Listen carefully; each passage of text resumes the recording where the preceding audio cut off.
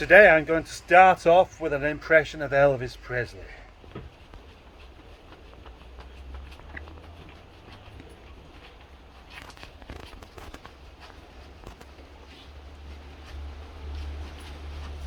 Right, overalls on.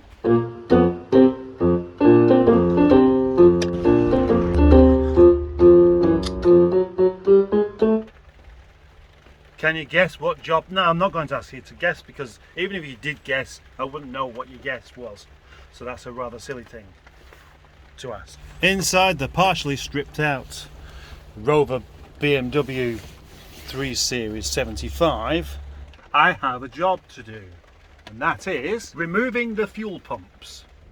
So I may as well do a half-hearted attempt to show you how it's done.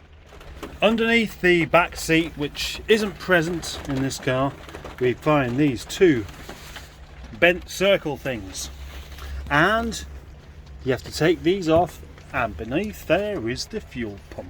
What I really mean is the fuel tank, and in the fuel tank are the fuel pumps, and you can access them from the top, just like that. A small selection of tools are needed, and maybe not the ones you would expect. You can clearly see these are 10mm, and so you need something to get it off that is also 10mm. It's called a socket. Too patronising? A hammer and, you know, a pointy thing sounds a bit odd, but you need it. Underneath these discs are the fuel pumps. One there, and then one on the other side as well. And this is what we need this for, because it has to be tapped free, tap in anti-clockwise.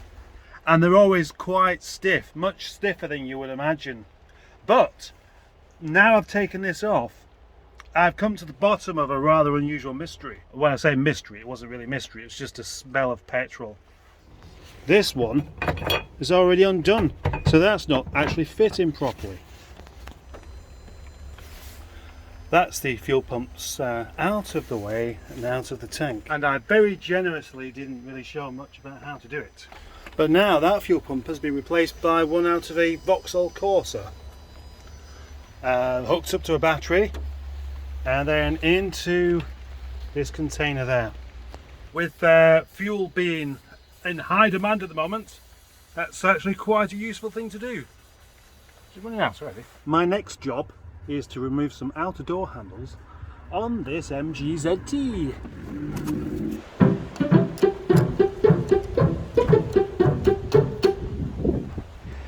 Going to have a little shift around of cars.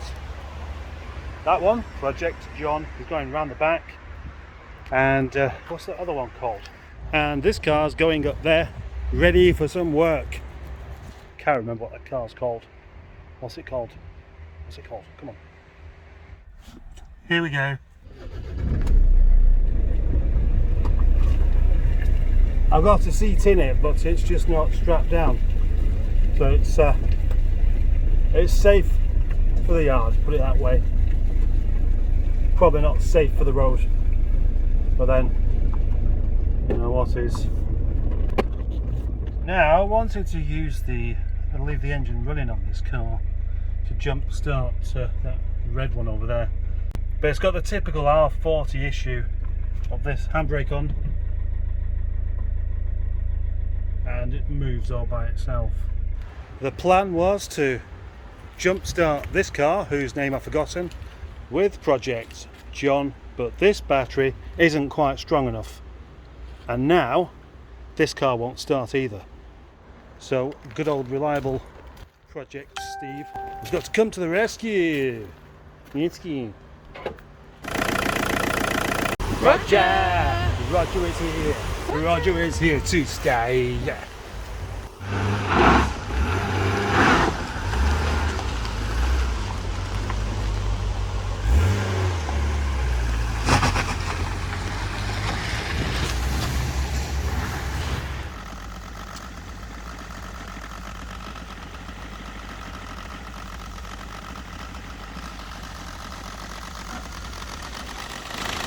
A great musical cacophony of diesel engines. Get a picture of Project Stan coming in, look at this. Come on.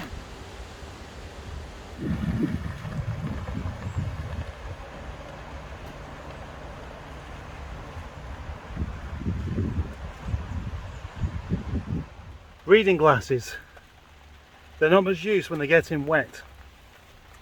There's a tip for you. Rain really is the worst weather to try and work outside with. Trying to remove these door handles off of the ZT there, and the rain's making everything stick together except for the one thing you want to stick, which is gaffer tape to glass, because you've got to take the window regulator out to do it. Successfully removed some more door handles. That's what I wanted, because somebody wants to buy them. But of course it's been raining all day, so it's not been the most pleasant experience taking them off. Back in the yard today, there's a ZT Rover 75 ZT. Or is it the other way around? Yeah, so in the yard today here, I have a Rover 75 ZT75. I'll show you. It is a Rover 75 with MG wheels and a ZT front bumper with a Rover 75 grille on it.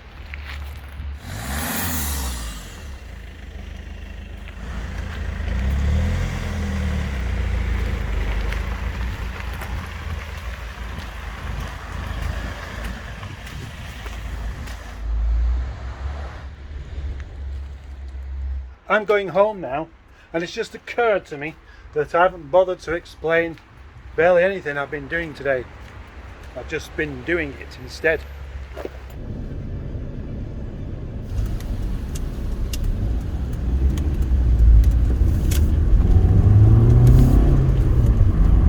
Just gone into Aldi.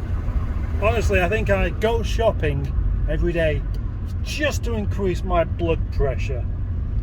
A small supermarket like that, and yet you see so many examples of discourteous behaviour. I feel a feature-length shopping trolley rant coming on, but not today. No. I've had quite a nice day actually, although it has been full of distractions. People coming around to buy things is a distraction. It's all part of being friendly. Perhaps I should stop being friendly so I'm not so distracted by myself.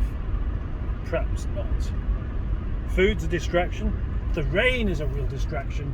My wife's been with me all day. That's quite a distraction. But now, time to go home and make some plans for Nigel. I'll tell you what's funny. I've been having to use Nigel for the school run this week because of the fuel thing. This has got petrol in it, and Steve's got no diesel, and it's difficult to buy it. That shouldn't be funny.